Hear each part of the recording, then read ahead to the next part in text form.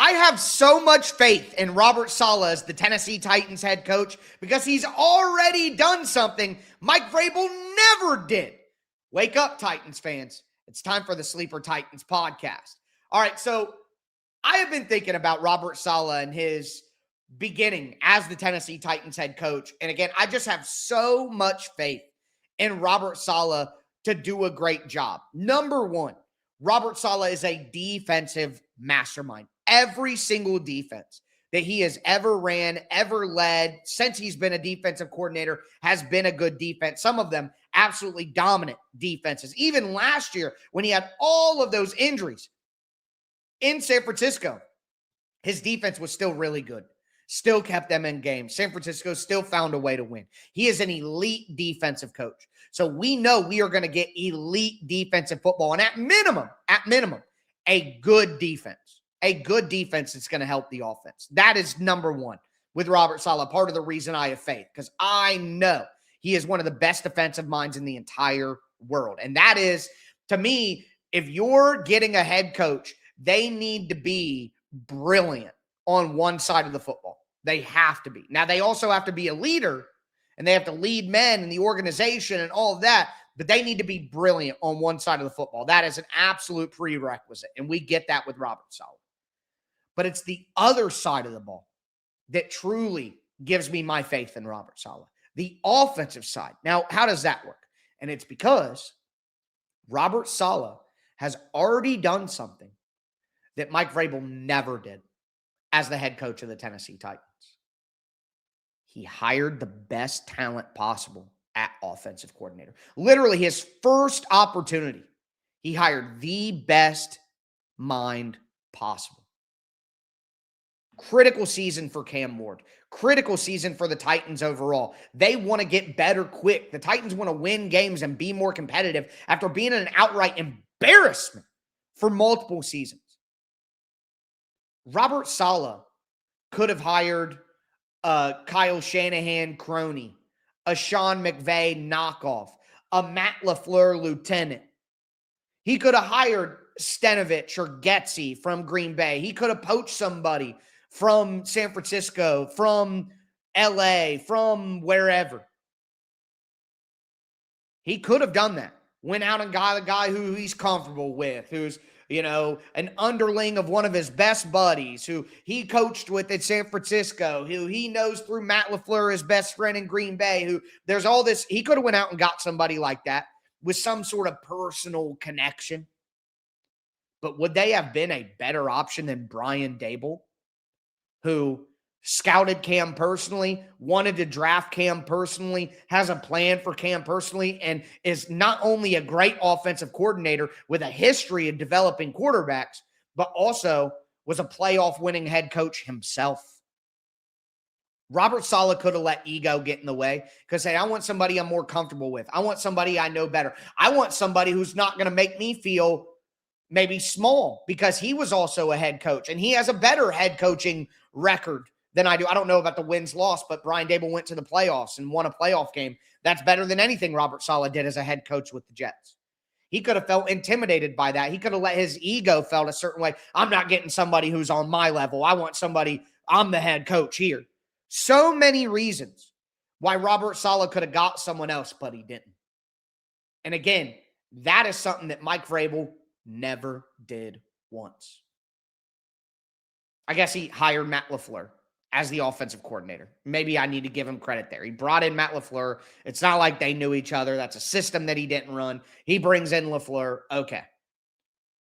But then he promoted from within Arthur Smith, a guy who had been with the Titans coaching staff for years before that.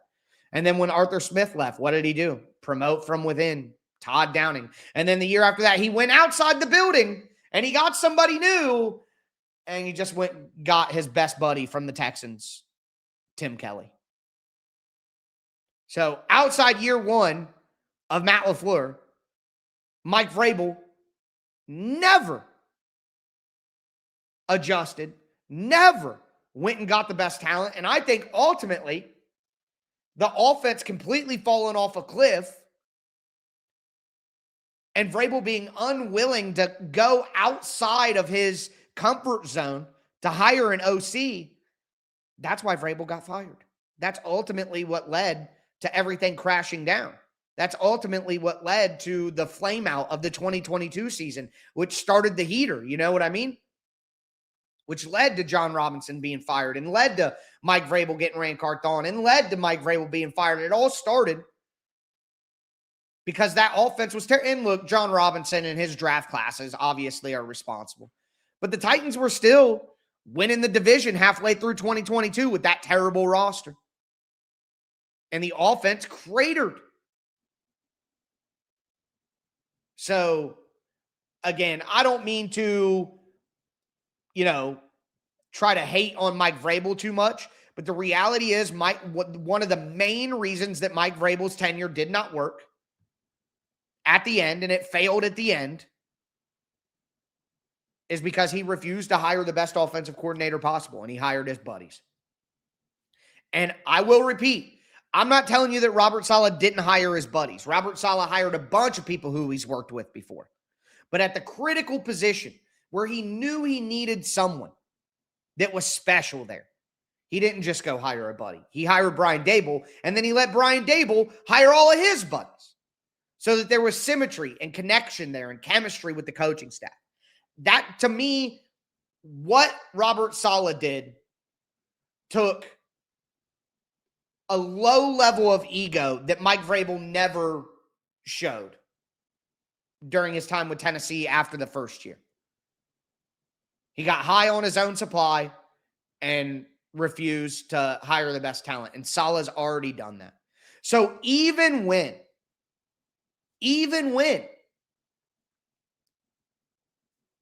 Brian Daboll leaves, because that's going to happen, right? Eventually that's going to happen. And if it doesn't happen, Brian Daboll might be leaving for a different reason than him getting hired by somebody else. The Titans offense should do well enough in the next year or two, max, that Brian Daboll gets hired to be a head coach somewhere else. Absolutely think that's going to happen. But I'm not worried about Robert Saleh because he's already showed us that he will hire someone who is on his level, who deserves respect, and who is the best in their field. And I think that might end up being Luke Stocker. And remember, Luke Stocker is from a different coaching staff. Brian Daboll kept him along. I think Luke Stocker is the next guy. But if he doesn't show that he's the next guy, I firmly do believe that Robert Saleh will not say, I'm just giving it to you because you're here, like Mike Vrabel would have done. He's truly going to go outside of the organization and find the best talent possible. And he's talked about that in his press conferences. He talked about that when he talked about the Daboll decision and wanting him around. He talked about how Kyle Shanahan let him be the head coach of the defense. And he wants to let somebody do that on offense, a subject matter expert. That gives me so much faith. And then we look at all this other stuff, the ramp up. Saleh didn't let the drafted rookies go during rookie minicamp. He took out all the seed oils in the building, gave all the guys just one thing to work on over the summer, really stressed the 40-day period between mandatory minicamp and the start of training camp. Has the physicality, put his foot down on Big Jeff for fighting in practice. Has a plan for everything. Literally every play in practice, every drill in practice, every period in practice is done in a way to get the absolute most out of what they're doing. They don't have all the sleds, all the bags, all the crap. My guy Zach Lyons from F Words has talked about that at practice. It is literally man-on-man work. You hold the bag, but you're not hitting dummies. You're not pushing sleds. You're pushing people. Every drill at practice truly replicates an on-field moment. Nothing is wasted. Saleh has talked about how, they really didn't go deep very on in the first couple of days, on offense, because they don't want the receivers running vertical routes on their hamstrings quite yet. And they haven't done, full field type stuff a lot because they're trying to keep the running to a minimum as guys ramp up with the pads on. It's like every single detail from the seed oils in the cafeteria to the development plan, to the weightlifting, to the practice script, to literally every single thing is planned out and plotted out and done with proper intention. So I also, listen, I don't love Robert Saleh's defense. Like, I would not run the defensive system that Robert Saleh runs. What I would run would be more close to Denard Wilson, disguised coverages, blitzing from different places, blah, blah, blah. I would be more of a disguise coverage guy with zone blitzes personally. That would be my scheme. But Robert Saleh is committed to his vision, his philosophy. He believes in his football principles. And we've seen that style of defense win before.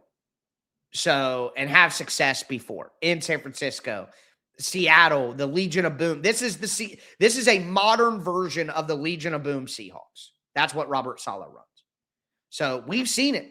Just, I'm going to out-execute you with great players. There's downsides and stuff, but again, how convicted he is, how committed to his plan he is. When you have people who have that kind of faith in themselves, in their process, and they're willing to literally die for what they believe, and there's no question in what they believe and what they're going for and what their plan is, those people are hard to stop, folks. Those people are hard to stop. So, complete faith in Robert Saleh right now. And as they go out to joint practices with the 49ers, again, I just continue to have that faith that Robert Saleh is going to work with Kyle Shanahan to set up the most efficient, maximizing the production value of this joint practice. Ones-on-ones.